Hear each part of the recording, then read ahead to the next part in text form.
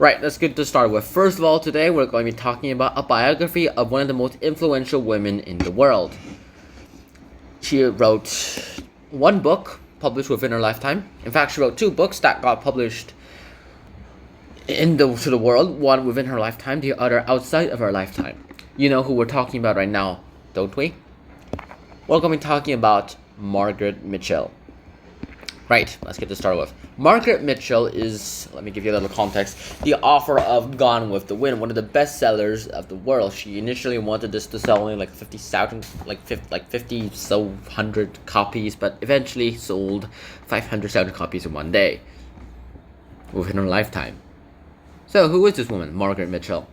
Now, Margaret Mitchell was not exactly the kind of girl you would expect. Now, I'm on Wikipedia right now, and apparently this is Margaret Mitchell. But we can't tell because, you know, this is so bad. The quality is so bad. As a kid, she was called Jimmy, so called because she would wear boys' clothes, and there was a very popular comic strip at the time with this boy named Jimmy.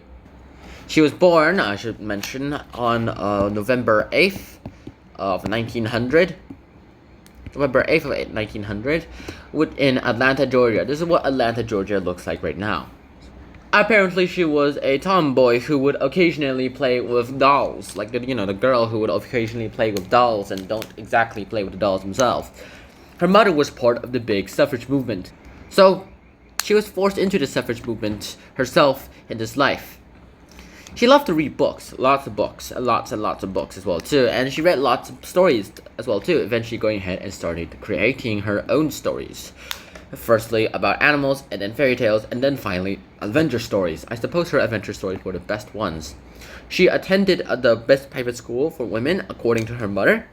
This is called the Atlanta's Washington Seminary. Nowadays it's called the Westminster School. And as she grew up, she started going ahead and kind of hated stuff. Although she eventually went to college, and she went to the Smith College, which is in Northampton of Massachusetts. She eventually found a love who went to France and then died, and then she found another love, which was this guy. This guy was called Baron Red Kennard Upshaw. And they went ahead and they eventually became married, with his roommate and best friend, John Marsh, becoming the best man. This will be relevant in the story later. This is apparently their wedding. Their hair is very in the 1920s style, don't you think? And later, after they realized that this guy was a dickhead and he was an alcoholic and very abusive, and he just ran away, they divorced on October 16th of 1924, after about 2 years of marriage. Then she met John Marsh, who was the roommate and the best man I was talking about earlier. You know, this guy. And they married too. They married in July 4th of 1925, and then they just lived until they died. During this time that John Marsh would go ahead and get books for Margaret to read, because he kind of respected Margaret's own viewpoint in life. So they went ahead and got together, and one day he was like, can't you just write a book instead of like reading hundreds of thousands of them? And so Margaret started writing books again. And so what happened in the end was that she wrote Gone with the Wind, and she even wrote this Lost Lesson, but that wasn't published until later. She was able to publish this, and within her lifetime it became one of the best sellers ever. She didn't expect it to be a bestseller too. She was even sold the movie rights for it for like a few hundred Ks, but then the movie itself costed a few million to make. Became one of the best films of the 20th century. She also wrote this, but then again, it never became as popular as Gone with the Wind because, well, she died when this was published. And that's just about it. I'll be honest with you guys, that's just about it. Margaret Mitchell Marsh, born in Atlanta, Georgia, November 8th of 1900, died in Atlanta, Georgia, August 16th of 1949.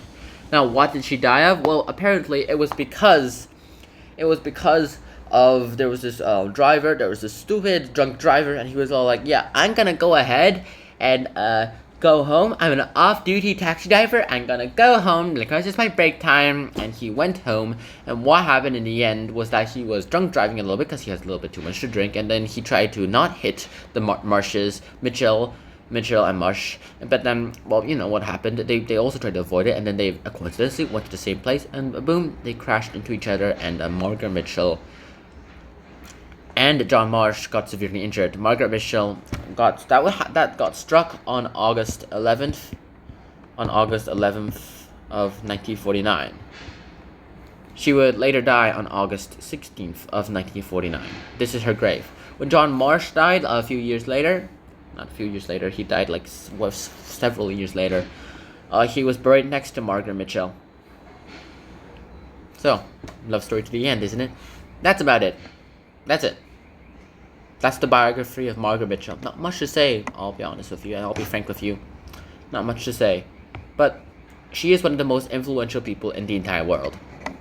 I did try to put an interesting fact in this story, as well as some facts that people probably didn't know, but I hope you guys enjoyed it regardless. And until next time, Shihana, peace, bye bye.